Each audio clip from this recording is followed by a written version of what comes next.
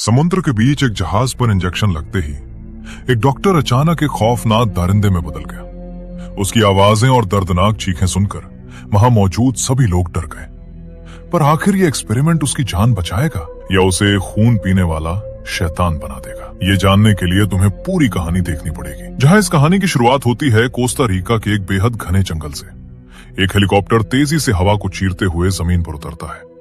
इस हेलीकॉप्टर में कुछ लोग मौजूद हैं और उनके साथ हैं डॉक्टर माइकल मॉर्बियस।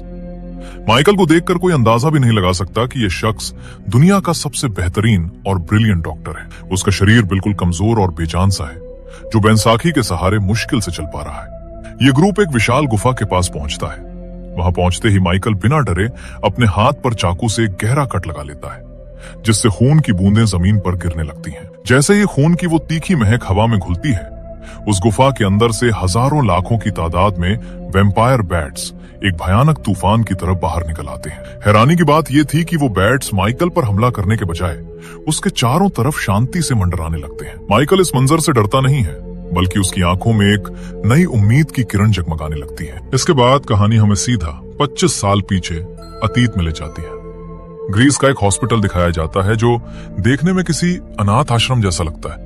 ये जगह उन बदकिस्मत बच्चों के लिए है जो ऐसी दुर्लभ और अजीब बीमारियों से जूझ रहे हैं जिनका इलाज नामुमकिन सा है। यहाँ हमारी पहली मुलाकात होती है नन्हे माइकल से। बचपन से ही उसका दिमाग किसी सुपर कंप्यूटर से भी तेज चलता था। एक दिन वहां एक नया लड़का आता है जिसका नाम लूजियन होता है। लूजियन को भी वही सेम बीमारी थी जो माइकल को थी। ये एक रेयर ब्लड डिजीज थी जिसके चलते उनका शरीर दिन ब दिन कमजोर होता जा रहा था और उन्हें जिंदा रहने के लिए दिन में 3 बार पेनफुल ब्लड ट्रांसफ्यूजन करवाना पड़ता था। माइकल को लूजियन में अपना एक सच्चा साझी मिल जाता है। वो उसे बड़े प्यार से कहता है, लूजियन थोड़ा अजीब नाम है, इसलिए आज से मैं तुम्हें मिलो बुलाऊंगा। और बस उस एक पल ने 2 अनजान और टूटे हुए दिलों को हमेशा के लिए एक दूसरे का जिगरी दोस्त बना दिया। कुछ वक्त बाद एक दिन अचानक मिलो के ब्लड ट्रांसफ्यूजन की मशीन खराब हो जाती है और वो धीरे धीरे बेहोश होने लगता है। बदकिस्मती से नर्सेस दूर थी और मदद मिलना मुश्किल लग रहा था। माइकल पहले तो घबरा जाता है, लेकिन फिर वो तुरंत अपने तेज दिमाग का इस्तेमाल करता है। वो अपने पेन से एक छोटी सी स्प्रिंग निकालता है और उस कॉम्प्लिकेटेड मशीन को पल भर में ठीक कर देता है। एक छोटा सा बच्चा और इतना बड़ा कारनामा। ये बात हॉस्पिटल के हेड डॉक्टर एमिल निकोलस तक पहुंचती है। डॉक्टर निकोलस तुरंत समझ जाते हैं कि माइकल कोई आम बच्चा नहीं, बल्कि एक जीनियस है। वो माइकल को बुलाकर कहते हैं कि उसकी आगे की पढ़ाई के लिए उसे न्यूयॉर्क के एक स्पेशल स्कूल में भेजा जाएगा। माइकल अपने प्यारे दोस्त मिलो को छोड़कर जाना नहीं चाहता था, इसलिए उसकी आंखों में आंसू आ जाते हैं। डॉक्टर निकोलस उसे वादा करते हैं कि वो मिलो का पूरा ख्याल रखेंगे। आखिरकार माइकल मिलो के लिए एक छोटा सा लेटर छोड़कर एक नए और अनजान सफर पर निकल पड़ता है, इस उम्मीद के साथ कि एक दिन वो इतना काबिल बनेगा कि अपनी और मिलो की इस जानलेवा बीमारी का इलाज ढूंढ सकेगा। कहानी वापस प्रेजेंट डे यानी वर्तमान में आती है। डॉक्टर माइकल मॉर्बियस अब बड़ा होकर दुनिया का सबसे बड़ा और मशहूर साइंटिस्ट बन चुका है। उसने हाल ही में आर्टिफिशियल ब्लड यानी नकली खून का एक क्रांतिकारी आविष्कार किया है, जिसने अब तक लाखों लोगों की जान बचाई है। इसी दौरान हमारी मुलाकात उसकी कोवर्कर और सबसे करीबी दोस्त डॉक्टर मार्टिन बैनक्रॉफ्ट से होती है। मार्टिन उसकी बहुत फिक्र करती है। वो अच्छी तरह जानती है कि माइकल इलाज ढूंढने की जिद में अपनी खुद की जान दांव पे लगा रहा है। इसके बाद माइकल मार्टिन को अपने सीक्रेट लैब में ले जाता है। ये एक ऐसी गुप्त जगह है जिसके बारे में किसी को भी खबर नहीं है।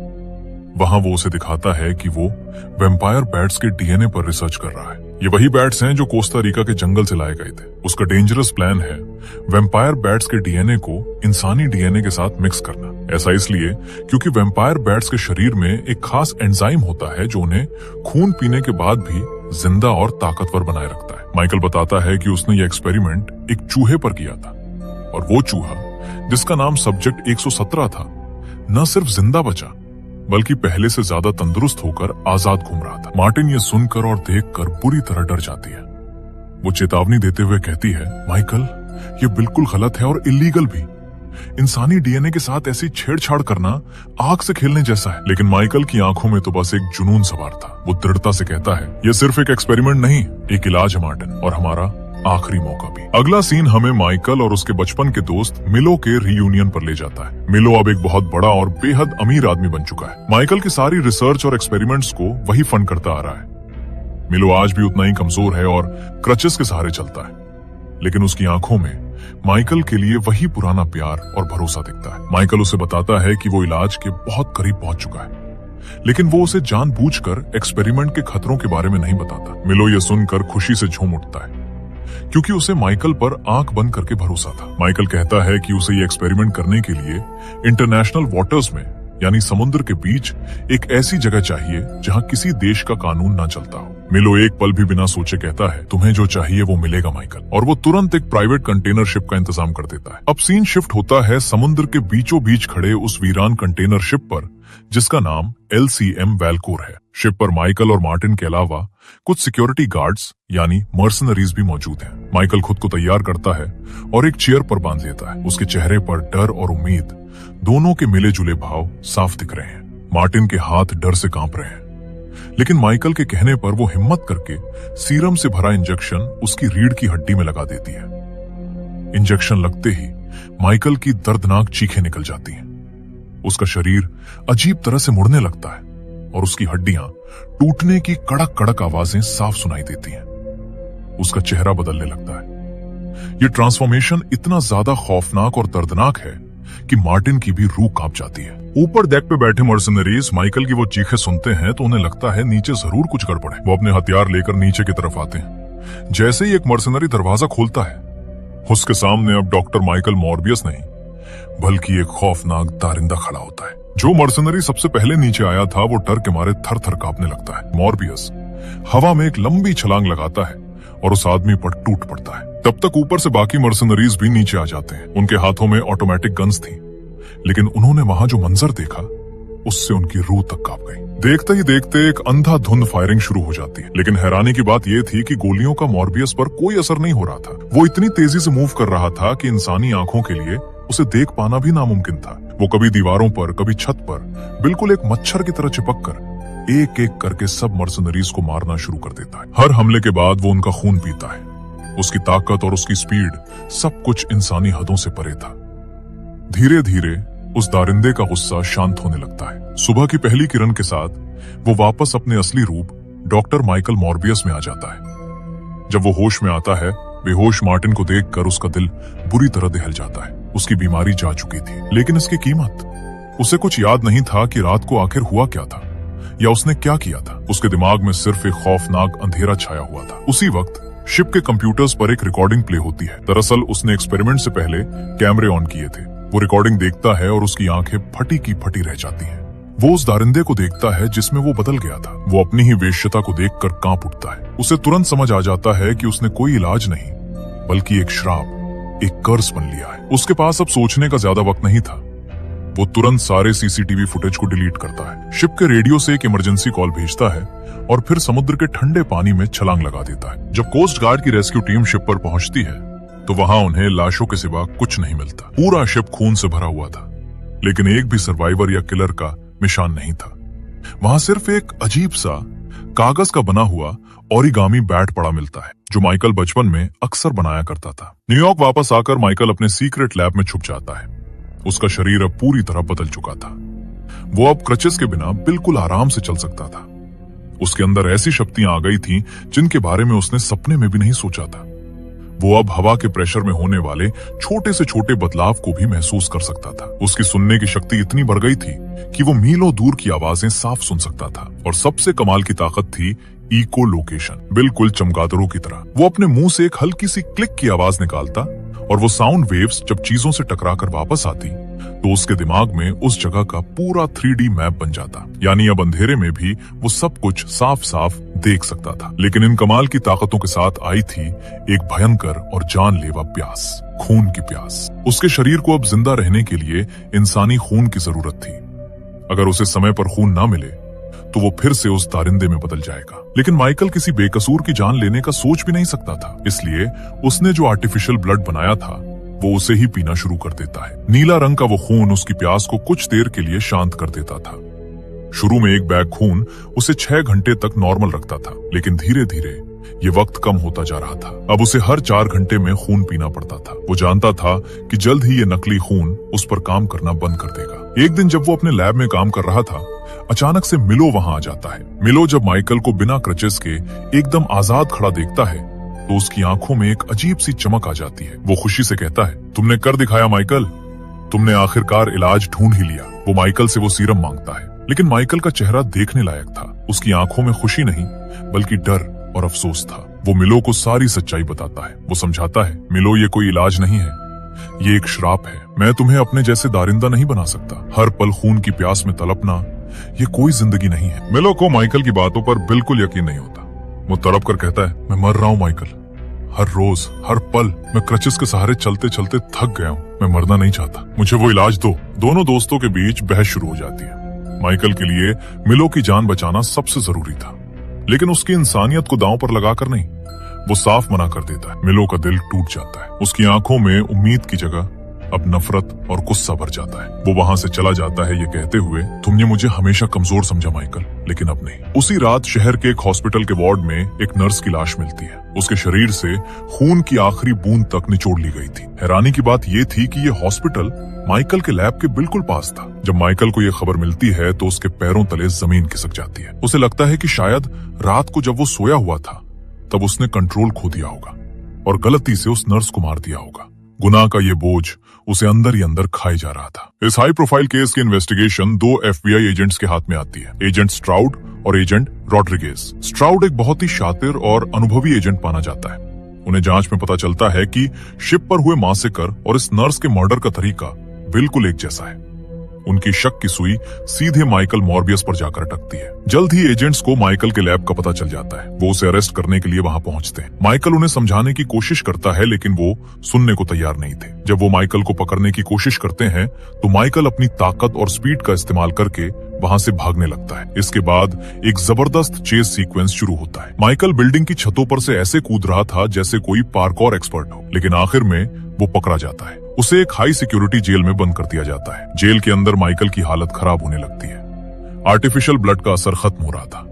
उसे पता था कि अगर उसे अगला डोज ना मिला तो वो ट्रांसफॉर्म हो जाएगा और पूरी जेल में कत्लेआम मचा देगा। तभी अचानक उसे मिलने मिलो आता है। मिलो को देखकर माइकल हैरान रह जाता है। मिलो अब क्रचेस के बिना चल रहा था, बिल्कुल आजाद, बिल्कुल ठीक। माइकल की आंखें खुली की खुली रह जाती हैं। वो मिलो से पूछता है, तुमने ये कैसे किया? मिलो मुस्कुराता है और कहता है, तुमने मुझे जो नहीं दिया वो मैंने खुद ले लिया। माइकल को पूरा माजरा समझने में एक पल नहीं लगता। उसने समझ लिया कि मिलो ने लैब से सीरम चुराकर खुद को इंजेक्ट कर लिया था और उस नर्स को माइकल ने नहीं बल्कि मिलो ने मारा था। माइकल गुस्से और दुख से कांपने लगता है। वो गुस्से में कहता है, तुमने एक बेगुनाह को मार दिया मिलो। मिलो बड़े ठंडे दिमाग से कहता है, बेगुनाह? माइकल, हम सारी जिंदगी मर मर के जिए हैं। अब जब हमें असली जिंदगी मिली है तो हम उसे क्यों ना जी ले? हम कमजोर पैदा हुए थे माइकल, इसमें हमारी कोई गलती नहीं थी, लेकिन अब हम भगवान हैं। माइकल का दिल ये सुनकर चूर चूर हो जाता है। वो उस मिलो को देख रहा था जिसे वो बचपन से जानता था, लेकिन उसके अंदर अब एक शैतान जाग चुका था। जाते जाते मिलो ने माइकल को जेल में आर्टिफिशियल ब्लड का एक बैग दिया और कहा,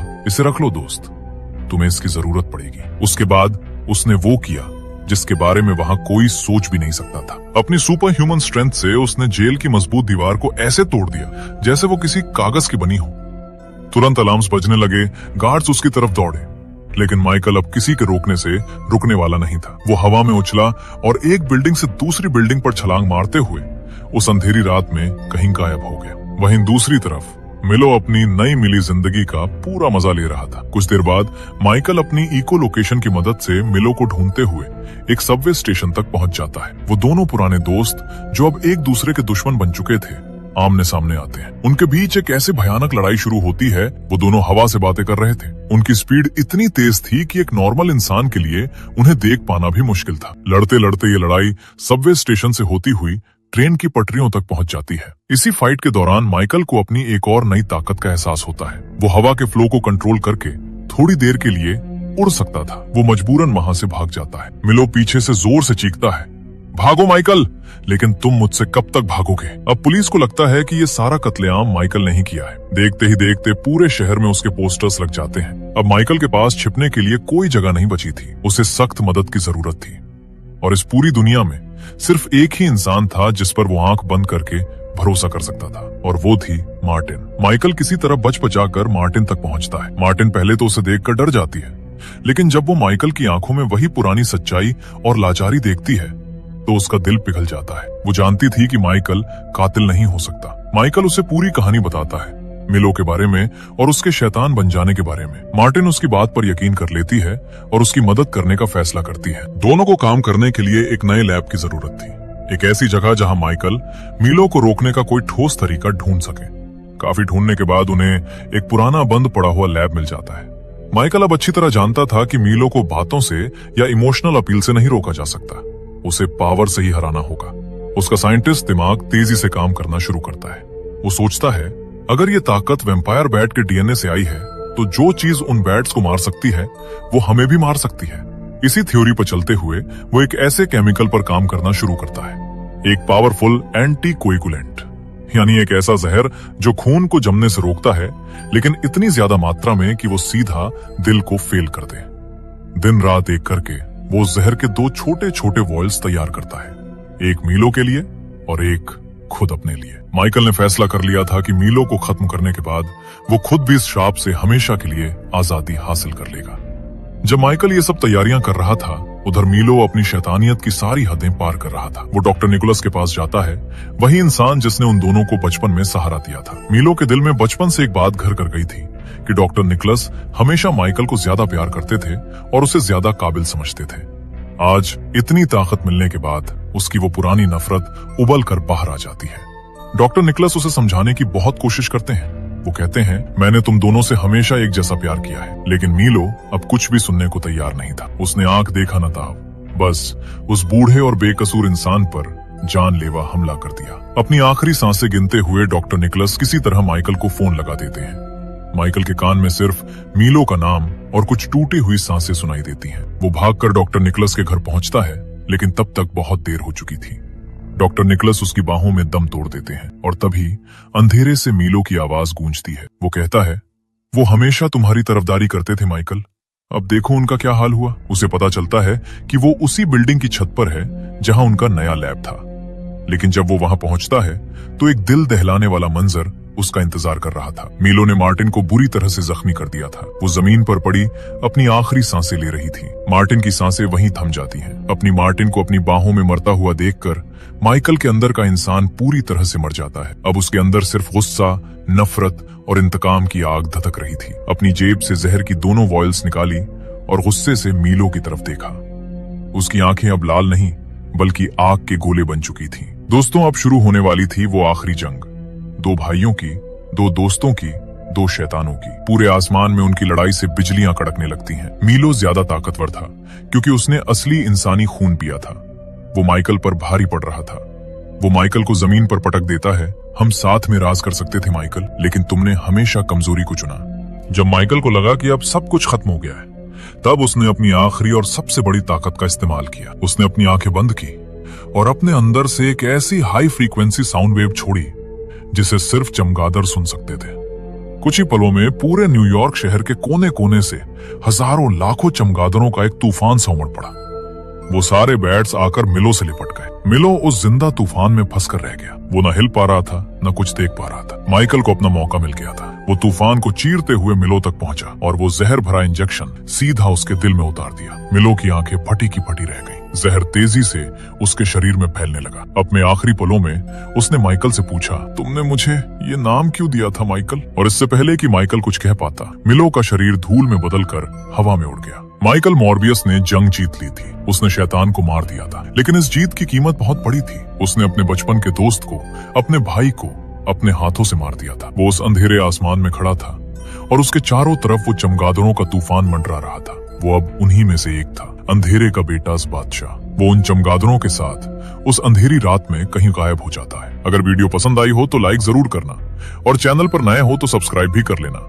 मिलते हैं अगली कहानी में, तब तक के लिए धन्यवाद।